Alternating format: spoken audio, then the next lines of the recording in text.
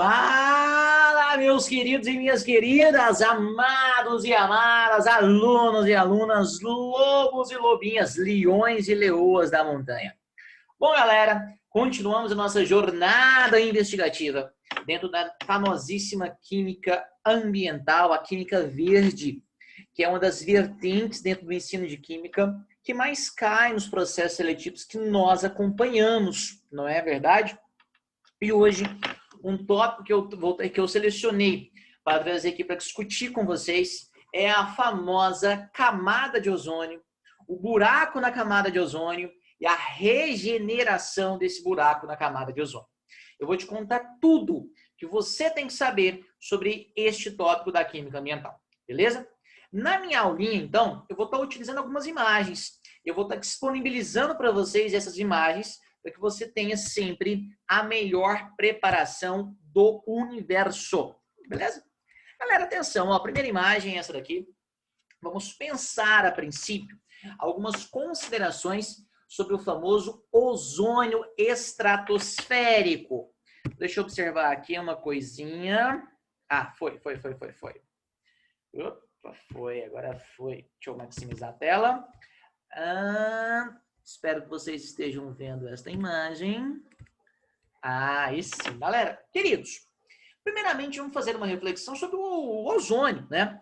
O ozônio, ele é uma forma alotrópica do gás oxigênio, ou seja, eu tenho substâncias puras, simples, diferentes, formadas a partir do mesmo elemento químico, no caso, o oxigênio. Enquanto o gás oxigênio é representado por O2, que, por exemplo, é o gás associado à respiração dos seres aeróbicos, ou seja, nós temos o ozônio, que é o gás O3, é uma molécula ligeiramente polar, já que tem geometria angular. Nosso oxigênio central tem um par de elétrons livres.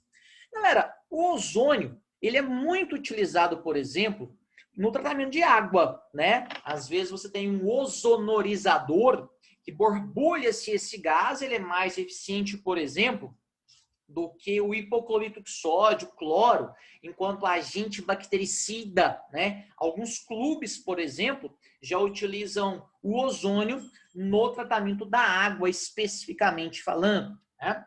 Para nós, ele é uma substância tóxica quando ele está, por exemplo, na superfície, né? Lógico, depende das concentrações. Em grandes centros urbanos, ele pode ser um dos subprodutos de algumas reações de combustão que não acontecem como deveriam acontecer. Tudo bem? Mas o nosso viés aqui, ó, é a seguinte camada de ozônio. Tão falada, tão famosa, tão discutida. Primeira coisa, aonde está a camada de ozônio? Ela está em uma das partes, né, da nossa atmosfera, né? Lá na estratosfera, que está mais ou menos aí, olha, 15 quilômetros de altitude em relação ao nível do mar. É uma camada que lá em cima ela é muito espessa, óbvio. Se ela fosse na superfície do mar, ela teria só 1,5 centímetros de espessura. Mas lá em cima, já que a pressão é bem reduzida, ela é muito espessa e nós temos o famoso ozônio estratosférico. Está bem aqui assim. Por que ele é importante? O Sol é a nossa fonte primária de energia. Ele vai irradiar raios solares, né? Tudo que existe no planeta Terra, com relação à vida, por exemplo, nós devemos ao Sol, né? Tudo. Se você está movimentando, assistindo a minha aula e vivo agora neste momento magnífico da sua existência, é graças ao Sol. A energia que você está queimando agora, um dia ela estava lá no Sol. E a energia do Sol, ela só existe graças às reações de fusão e de fissão nucleares que acontecem nessa estrela mágica, né? E o Sol irradia para nós diversos energia na forma de onda, diversos comprimentos de onda. Dentro desses comprimentos de onda, nós temos a famosa radiação ultravioleta, UV. Aí você tem ultravioleta A, B e C, né? E essa radiação ultravioleta, infelizmente, ela é extremamente nociva aos seres vivos. Por exemplo, se você fica exposto à radiação ultravioleta, lógico, de forma excessiva, você pode desenvolver problemas de pele, como, por exemplo, mieloma, como câncer de pele especificamente, manchas, enfim. E não só nós, seres humanos, né?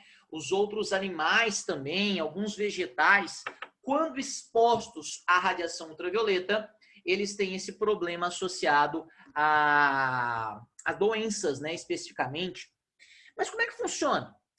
A camada de ozônio, ela vai absorver essa radiação ultravioleta. A gente fala que filtra, né? Por quê? O ozônio, ele absorve a radiação ultravioleta e ele é convertido em gás oxigênio, né? Que lá na frente vai ser reconvertido novamente em ozônio, uma reação super lenta, mas acontece. Graças, então, ao ozônio estratosférico, que nós, né, aqui no planeta Terra, na superfície, a princípio, não temos contato direto com essa radiação que é nociva, tudo bem? But, atenção, nas décadas de 60, 70 e 80, o que começou a acontecer no nosso planeta magnífico? Nós descobrimos, deixa eu compartilhar aqui com vocês uma outra imagem, uma propriedade magnífica. Deixa eu ver se é essa aqui. Sim. Nós descobrimos as propriedades refrigerantes dos famosos CFCs. Se você não conhece a sigla, é clorofluorcarbonetos. É basicamente uma molécula que é formada por um átomo de carbono no centro, 2 átomos de cloro e 2 átomos de flúor. O que é um refrigerante? É uma espécie que absorve energia na forma de calor de outra espécie. Ah, vou tomar uma Coca-Cola. É um refrigerante? É. Por quê? Você está muito quente. Quando você toma essa bebida, você tem a sensação de ficar um pouco mais fresco, porque ela absorveu o calor do seu corpo. É um refrigerante. E os famosos CFCs, clorofluorcarbonetos, eles foram muito utilizados porque é super barato e de fácil produção. Eles foram muito utilizados na indústria de produção de gases de geladeira, gases freon, neon, a indústria de aerosol, sprays, todos tinham CFCs. Que além de ser um gás estufa, a gente descobriu, cara, que ele é uma substância que pode atuar no processo de degradação da camada de ozônio. Garcia, como assim? Me explica como funciona. Sim. Galera, ó, aqui o nosso amigo Sol. Sol, meu amigo Sol, ilumina minha praia. Adoro o Mundo Bita. Como é que vai funcionar, ó? Ele tá mandando aqui, ó, a radiação ultravioleta do tipo B. Aqui no meu CFC, ó, eu tenho ligado ao carbono flúor e cloro. O cloro, ele tem uma ligação com o carbono mais fraca do que a que o flúor tem com o carbono. Depois a gente vê o porquê disso. Aí, cara, o solzinho aqui, ó, ele vai quebrar essa ligação.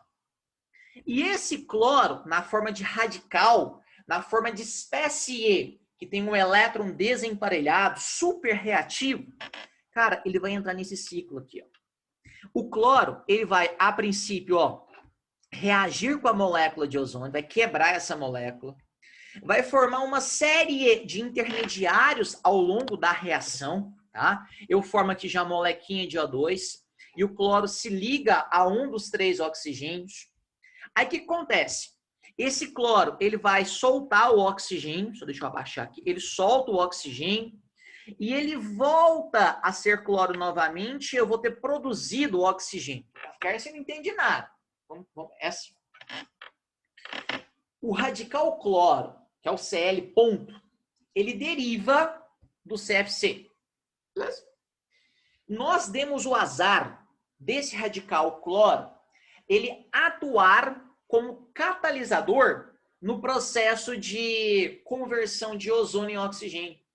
Ele acelerou, e acelerou muito, o processo em que o gás ozônio é convertido em gás oxigênio. Porque a gente não sabia disso.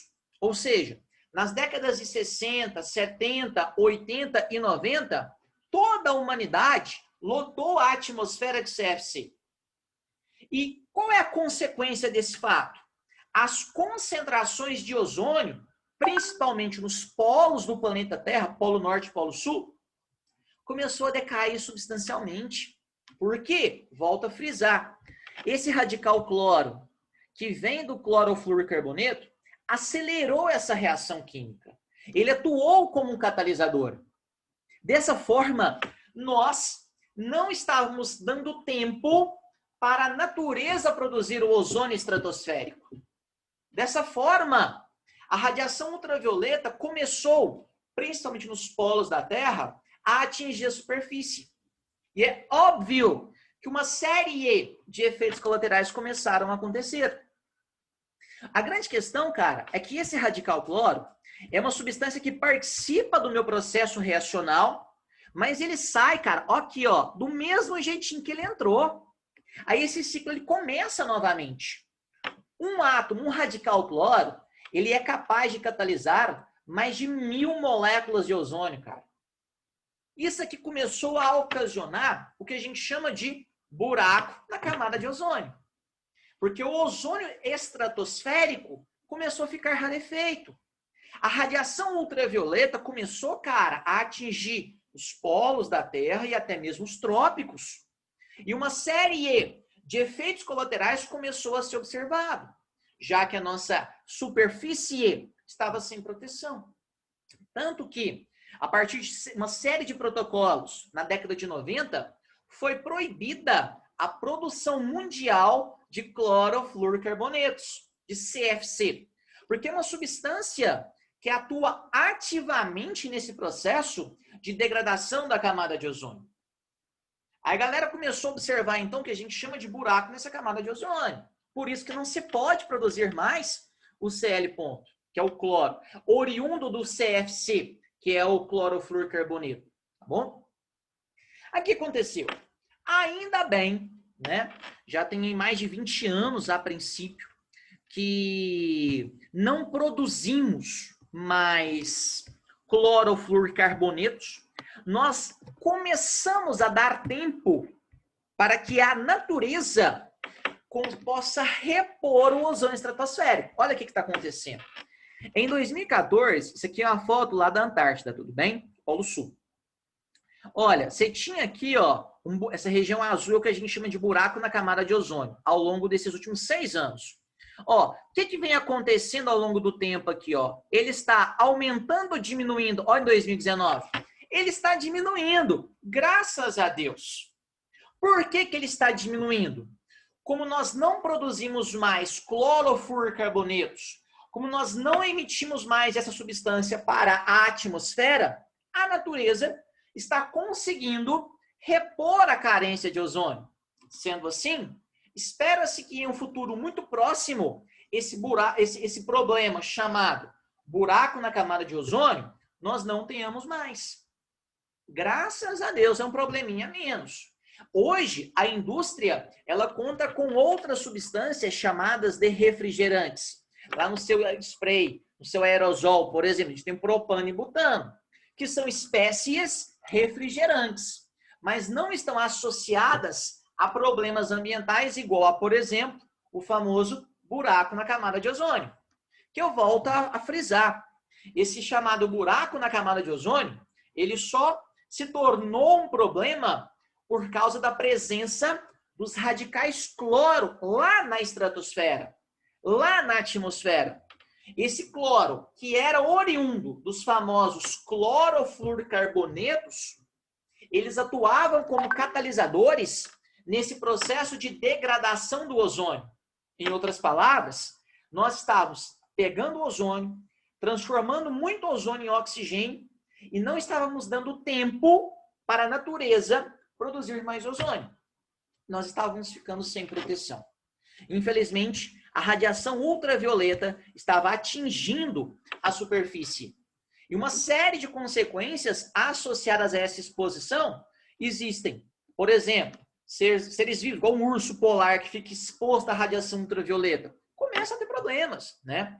É uma região que, como é muito fria, teoricamente, como tem muito gelo, esse gelo ficava mais aquecido, derretia. Se tinha um aquecimento também associado a esse problema, tudo bem? Mas graças a Deus, pelo menos esse problema nós estamos superando. Espera-se que no futuro muito próximo, esse buraco na camada de ozônio não exista mais. Belezinha? Fechamos? Queridos, é isso que eu tinha que falar para vocês sobre este probleminha ambiental. Qualquer dúvida, eu estou sempre à sua disposição. Fiquem com Deus e até o próximo encontro. Valeu!